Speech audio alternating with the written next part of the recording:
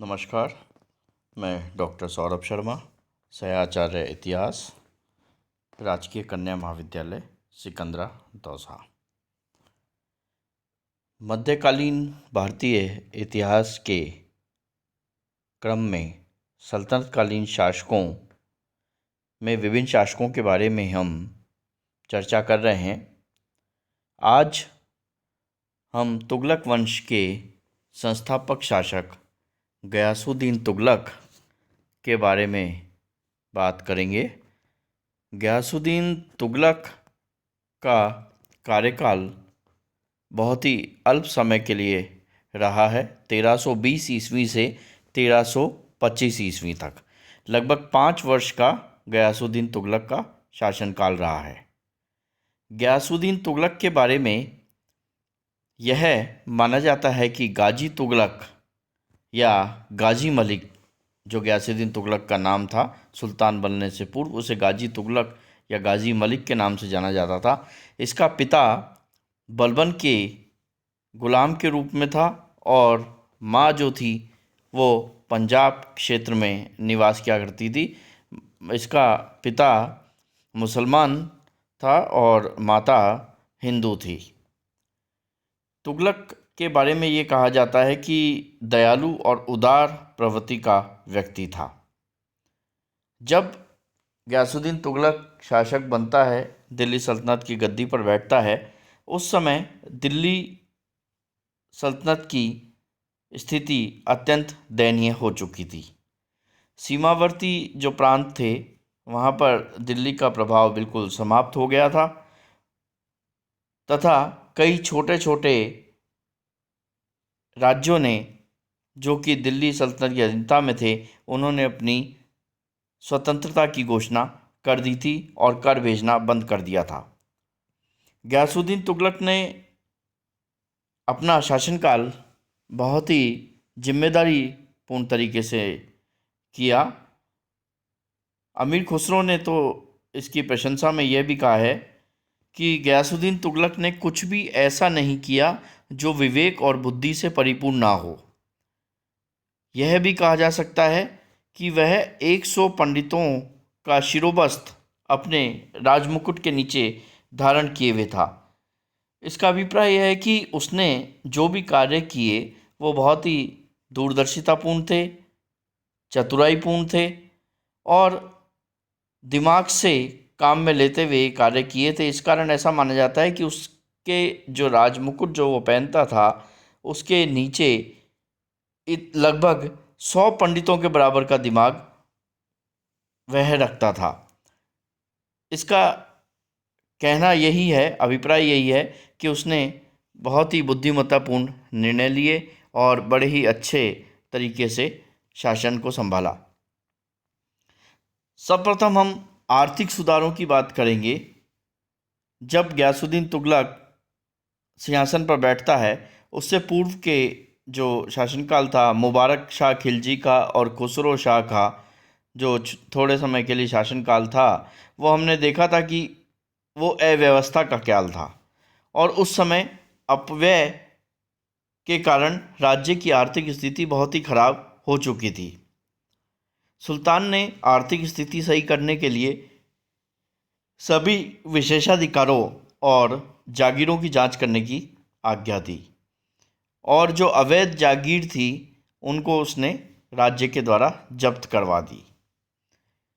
उसने अपने राज्य में कर को घटाकर उपज का 1/10 या 1/11 भाग निश्चित कर दिया और किसानों के लिए यह कानून भी बनाया कि पदाधिकारी उनका उत्पीड़न नहीं कर सकें। इस प्रकार उसने कुछ ठोस कानून भी निर्माण किया।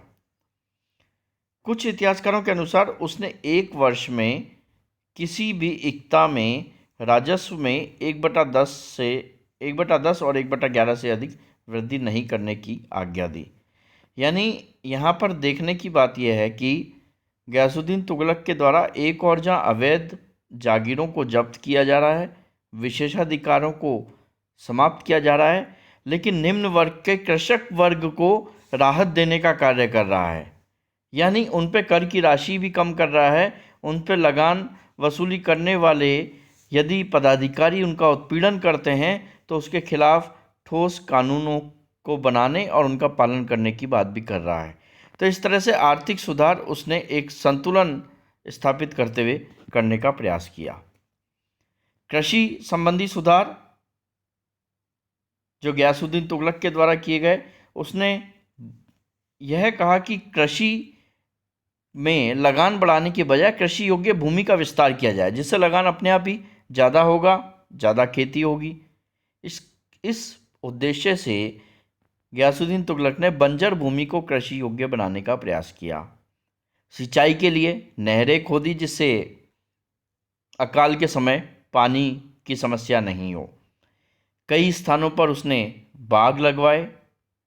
भूमि के माप कराने की उसने एक संतुलित प्रक्रिया को अपनाया।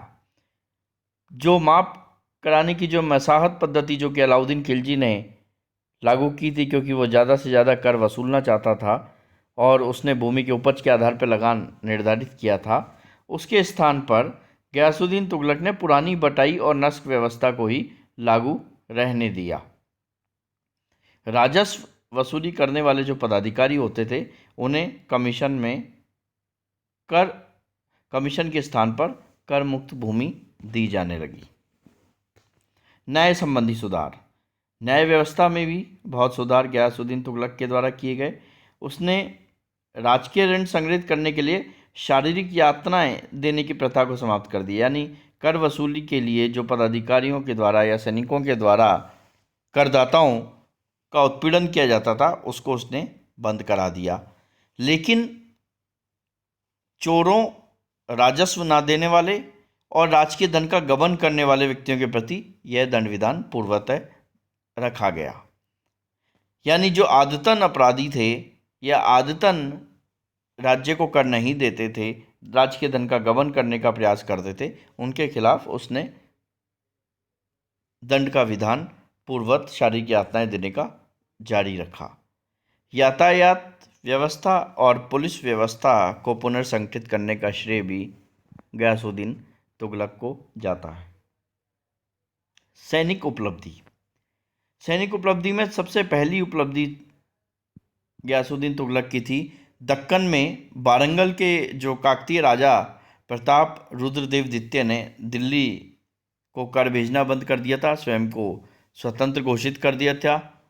गयासुद्दीन ने अपने शासनकाल के द्वितीय वर्ष में अपने पुत्र जूना खां को वारंगल के विरुद्ध एक शाही फौज के नेतृत्व करते हुए भेजा, लेकिन यह अभियान असफल सिद्ध हुआ।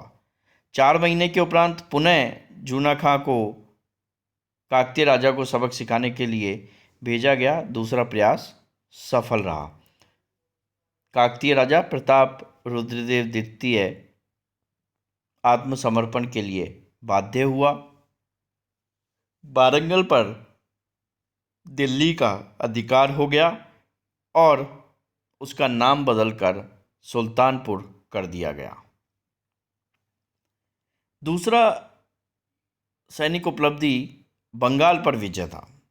बंगाल अपनी भौगोलिक स्थिति के कारण संपूर्ण दिल्ली सल्तनत के काल में ही स्वतंत्र रहता था और सामान्यतः यहाँ पर विद्रोह की प्रवृत्ति रहती थी। दिल्ली सल्तनत के सुल्तान को बंगाल में हस्तक्षेप करने का मौका मिल गया, क्योंकि वहाँ पर उत्तराधिकार का संघर्ष चल रहा था। शमसुद्दीन फिरोज शाह की मृत्यु हो जाती है और उसकी मृत्यु के उपरांत गयासुद्दीन बहादुर, जो कि पूर्वी बंगाल, यहाँ जिसकी राजधानी सोनारगांव है, वहाँ पर 1310 ईस्वी से शासन कर रहा था, उसके और शहाबुद्दीन बोगरा शाह, जो अपने पिता की मृत्यु के उपरांत लखनौती की गद्दी पर बैठा था, तथा नासिरुद्दीन, जो कि गद्दी पर अधिकार करना चाहता था, इनके मध्य एक त्रिकोणात्मक संघर्ष चल रहा था। यानी सत्ता के 3 केंद्र बने हुए थे। गयासुद्दीन बहादुर, जो कि पूर्वी बंगाल में शासन कर रहा है, शहाबुद्दीन बोगरा शाह, जो अपने पिता के उपरांत लखनौती की गद्दी पर बैठा हुआ है, और नासिरुद्दीन, जो कि बंगाल पर अधिकार करना चाहता है। गयासुद्दीन बहादुर ने शहाबुद्दीन बोगरा शाह को पराजित कर लखनौती पर अधिकार कर लिया। नासिरुद्दीन ने, जो कि दिल्ली पर अधिकार करना चाहता था, उसने दिल्ली नासुद्दीन जो कि बंगाल पर अधिकार करना चाहता था, उसने दिल्ली के सुल्तान से सहायता के लिए निवेदन किया और 1324 ईस्वी में सुल्तान ने गयासुद्दीन को पराजित कर बंदी बना लिया तथा नासुद्दीन को अधीन शासक के रूप में बंगाल का शासन संभालने की अनुमति दे दी। इस प्रकार बंगाल पर भी गयासुद्दीन तुगलक का अधिकार हो गया। सुल्तान की मृत्यु। गयासुद्दीन तुगलक की मृत्यु बड़ी ही विवादास्पद रही है। 1325 ईस्वी में जब बंगाल से लौट रहा था, उस समय उसके पुत्र जूना खां के द्वारा एक काराट का भवन यानी लकड़ी का भवन अफगानपुर में बनाया गया, जो कि दिल्ली से लगभग 6 किलोमीटर की दूरी पर था। इस काराट भवन का निर्माण अहमद याज नामक व्यक्ति से करवाया गया था। ऐसा माना जाता है कि कराट भवन के गिर जाने से सुल्तान की मृत्यु हो गई, उसके नीचे दब करके। इब्न बतूता ने इस घटना के लिए सुल्तान के पुत्र जूना खां, जिसे बाद में मोहम्मद बिन तुगलक के नाम से जाना गया, उसको जिम्मेदार माना है कि उसने षड्यंत्रपूर्वक ये गयासुद्दीन तुगलक की हत्या की थी, जिससे वो स्वयं सुल्तान बन पाए। लेकिन बर्नी के अनुसार इस तरह का कोई मंतव्य मोहम्मद बिन तुगलक का नहीं था। वास्तव में कराट भवन पर बिजली गिरने से कराट भवन ढह गया था और जिसके नीचे दब करके सुल्तान गयासुद्दीन तुगलक की मृत्यु हो गई थी। वास्तविकता किसी को इस बारे में इसका इल्म नहीं है। गयासुद्दीन तुगलकाबाद, जो कि दिल्ली के समीप स्थित नगर है, उसकी स्थापना की थी और वहीं पर गयासुद्दीन तुगलक का मकबरा भी स्थित है और यह पंचभुजीय मकबरा है, इसका जो आकार है वो पंचभुजीय है। धन्यवाद।